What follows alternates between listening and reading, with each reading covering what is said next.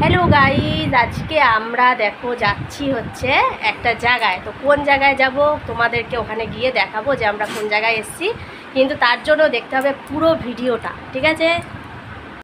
Finally আমরা কিন্তু চলে এলাম কাকিনাড়া মাদরাল বজরংবলীর মন্দিরে। এখানকার বজরংবলীর যে বিগ্রহটা সেটা কিন্তু শয়ন অবস্থায় থাকে সব সময়।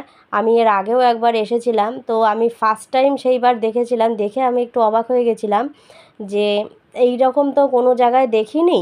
সব জায়গাতেই মোটামুটি দেখেছি বজরংবলী দাঁড়িয়ে থাকে সেরকম বিগ্রহ, শুধুমাত্র এই জায়গাটাতেই দেখলাম বজরংবলীর শয়ন অবস্থাতেই আছে। তো এটা দেখলাম, আমার বান্ধবীরা সবাই মিলে লাইন দিয়ে পুজো দিয়েছে, পুজোর অনেকটা লাইনও পড়েছিল, ঠিক আছে। আর এই হলো মন্দিরটা। এবারে যেহেতু নিচে, অনেকটা নিচে আমাদের বজরংবলী আছে, সেই কারণে ওপরটা অনেকটা মানে ঘুরে ঘুরে দেখার ব্যবস্থা আছে, অনেক কিছুই আছে আশেপাশে, অনেক মন্দিরও আছে, সবই দেখাবো, একে একে দেখতে থাকো তোমরা। আর মায়েদের মানে মহিলাদের হাত ধোয়া বারণ আছে, সেই কারণে আমার এক বান্ধবী হাত দিয়ে ফেলেছে, তাকে আবার মানে বকা দিল যে কেন হাত দিয়েছো। এবার সে লেখাটাও দেখেনি, আর আমিও ওকে বলিনি যে বজরংবলীর গায়ে হাত দেবে না। তো যাই হোক, এইভাবে আমরা উঁচুতে মানে উঁচু করে করে সিঁদুরটা সবাই দিয়েছে মহিলারা।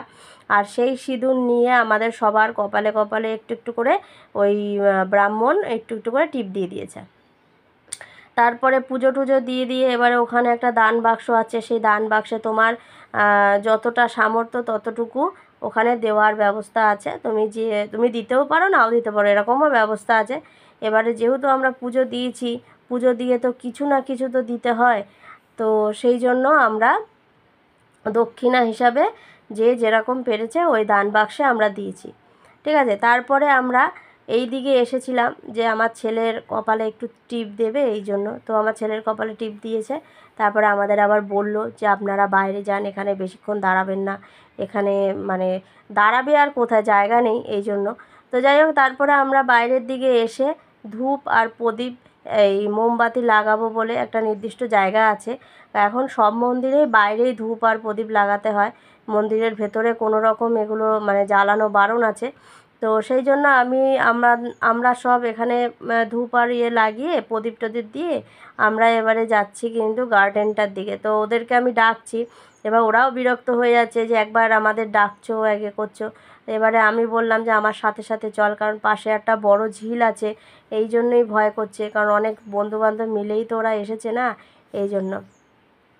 এবারে আমরা আস্তে আস্তে এই মন্দিরটা দেখতে দেখতে যাচ্ছি, তা হঠাৎ করে দেখলাম যে এগুলো সব পরিষ্কারের কাজ